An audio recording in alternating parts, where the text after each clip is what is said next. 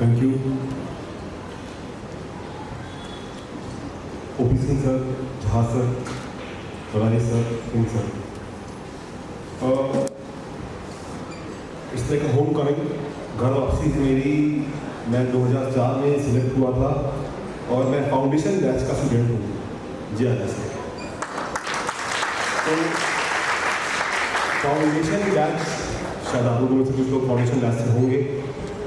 तो ये जो फाउंडेशन बैच के लड़के होते हैं, अगर वो 12th के साथ सेलेक्ट ना हो तो उनके ऊपर प्रेशर रहता है। तो अनफॉर्चुनेटली या फॉर्चुनेटली मैं 12th के साथ रैंक पीछे थी। ऐसा ही बारिश का मौसम था, मैं कोचिंग के बाहर अपना रिजल्ट लेके खड़ा था। ओपी सिंह सर थे, झा सर थे, क्योंकि मेरे पिताजी से जान पहचान थी कि वो BHU में थे। CPMT CBSE में तो सिलेक्ट नहीं हो पाया था, CPMT में सिलेक्ट होता, रैंक पीछे थी। शायद गवर्नमेंट कॉलेज मिल जाता या I don't know exactly. Sir ने बोला कि दोनों सर लोगों ने बोला कि मेहनत करो, आगे अच्छा कर सकते हो और कल से क्लास आ जाओ। मैं वहाँ पे खड़ा था गेट पे, दुर्गाकुंड पे, कि जहाँ मैं मणिपाल जाके एडमिशन ले लेता।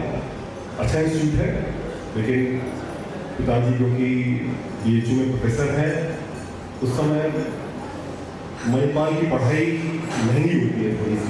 तो हम लोगों ने सबसे बातचीत करके, सर से ही बातचीत करके आएंगे, तैयारी करेंगे।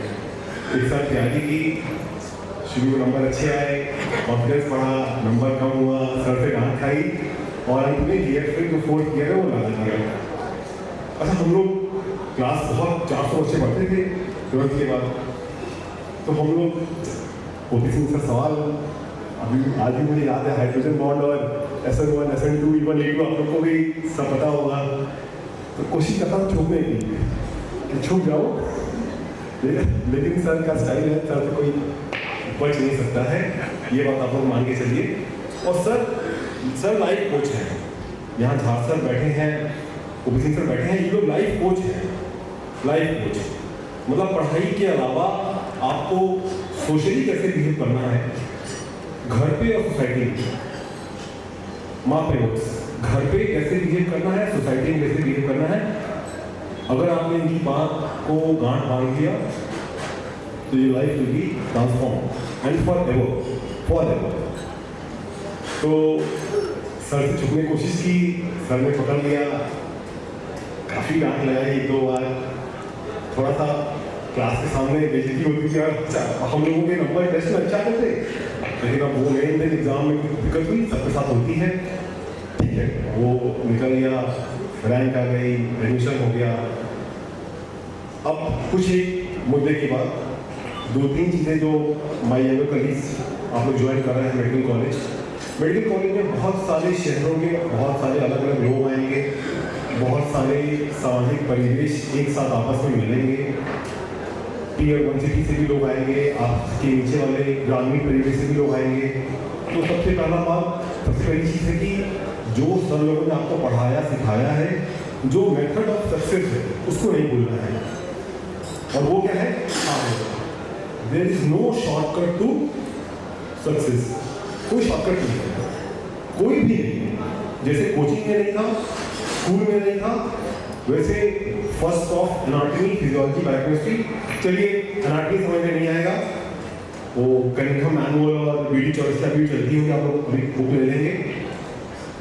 सर ने बताया उससे पहले कि आपको रातों को यूटिलाइज करना है, दिन में सीनियर से इंटरेक्शन, होम सिकनेस, खाना अच्छा नहीं लगा, पानी अच्छा नहीं है, कमरे में 4 लोग रह रहे हैं, ये सब प्रॉब्लम धीरे धीरे सॉल्व हो जाएगा and it is directing you towards a greater goal. ये आगे की लड़ाई के लिए आपको और मजबूत कर रहा है। ये जो अब तो रही नहीं होती, अच्छी बात है फॉर बेटर गुड। तो एक्टिविटाइज करना, लाइफ में एक्टिविटाइज करना बहुत ज़रूरी है, चाहे पढ़ाई में, चाहे रहने में, चाहे खान पान में। पेरेंट्स की याद आएगी, होम सिकनेस होगा, लेकिन इन सब चीज़ों से इधर आपको अपनी मेहनत याद करनी है, जो कि आपके पेरेंट्स ने खुद की है आपको यहाँ तक लाने में। आपकी मेहनत तो हुई, लेकिन आपके पेरेंट्स ने जो दिन रात मेहनत की है। मेरे पिताजी को संकट मोचन लगातार कहते थे, वो मेरे छोटे भाई की लिए थी, हम लोग दोनों लोग थोड़ा एक्स्ट्रा करिकुलर ज़्यादा थे। तो पेरेंट्स की मेहनत भी आपको याद रखनी है। सर ने बोला कि परिवार की डिग्निटी, पेरेंट्स की डिग्निटी। तो एक चीज़ हो गई शुरुआती खान पान में थोड़ी दिक्कत होगी, लेकिन यू कैन मैनेज। आपके हॉस्पिटल के वार्डन हैं, आपके कंसल्टेंट हैं, टीचर हैं, and they are very friendly सब चीज़ों को लेकर। दूसरी बात, आज का मेजर इशू क्या है? Substance abuse. सब्सटेंस अब्यूज से बच के रहना है। जो हमारे मित्र हैं ज्वाइन कर रहे हैं मेडिकल कॉलेज, कई बार सीनियर्स प्रेशर डालते हैं सब्सटेंस अब्यूज के लिए। जिसको नहीं करना है वो नहीं करता है। और कई बार हम लोगों के घर में हम लोग देखते हैं कि बहुत बंदिशें रहती हैं, लेकिन वो that is for greater good. तो सब्सटेंस अब्यूज से बच के रहना है। स्ट्रिक्ट नो होना चाहिए, नेवर होना चाहिए। इसके लिए थोड़ा सा हैरेसमेंट होता है वहाँ पे, तो उससे बच के रहना है। ये देखिए लाइफ की शुरुआत है। सब्सटेंस अब्यूज से जो बच गया घर से निकल के, उसकी 20% लड़ाई आगे आराम से चलेगी। ये बहुत ज्वलंत मुद्दा है मेडिकल कॉलेजेस में इंडिया के, और for that reason in every other colleges. ठीक है, तो सब्सटेंस अब्यूज और एक्टिविटाइजेशन। तीसरा है एथिकल बिहेवियर। आपकी ट्रेनिंग होगी, आपकी क्लिनिक्स लगेगी, आप अस्पताल में जाएंगे, आप पेशेंट्स को देखेंगे। एथिकल बिहेवियर बहुत ज़रूरी है ये, और ये इनकलकेट होता है स्कूल से, कोचिंग से, और फिर वो कैरी फॉरवर्ड होता है आगे जाके आपकी मेडिकल प्रैक्टिस में। तो एथिकल बिहेवियर आप लोग जानेंगे, आपकी अलग से क्लास होगी। अब गवर्नमेंट ने मेडिकल की पढ़ाई को चेंज कर दिया है। हम लोगों ने समय से 20 साल हो गया। इंडियन मेडिकल ग्रेजुएट IMG, इसका कॉन्सेप्ट आ गया है। फर्स्ट ईयर से ही आपको क्लिनिक ले जाया जाएगा, हॉस्पिटल ले जाया जाएगा, पेशेंट से इंटरेक्शन होगा, emergency, trauma, across the spectrum. केवल किताबी पढ़ाई नहीं रहेगी। अब गवर्नमेंट का फोकस है कि आपको इंडियन मेडिकल ग्रेजुएट की कुछ खासियत है, आपको वो लोग MBBS करने के बाद ही इतना सक्षम बना देंगे कि अगर कोई किसी भी कारणवश PG नहीं कर पाता है तो वो अपने एरिया में प्रैक्टिस कर सकता है। तो आपको कोई भी सर्जरी, कोई भी क्लिनिक्स, कोई भी OPD ध्यान से देखना है, नोट्स बनाने हैं। देखिए आजकल ज़माना iPad का है, लेकिन जो रिटन नोट्स होते हैं उसका आज भी कोई दूसरा तोड़ नहीं है। तो लिखने की आदत जिसकी है वो लिखे, नोट्स बनाए, जो आपकी किताबें हैं डायग्राम बनाए, फॉलो करें, रिवीजन करें, और यही सक्सेस का तरीका है।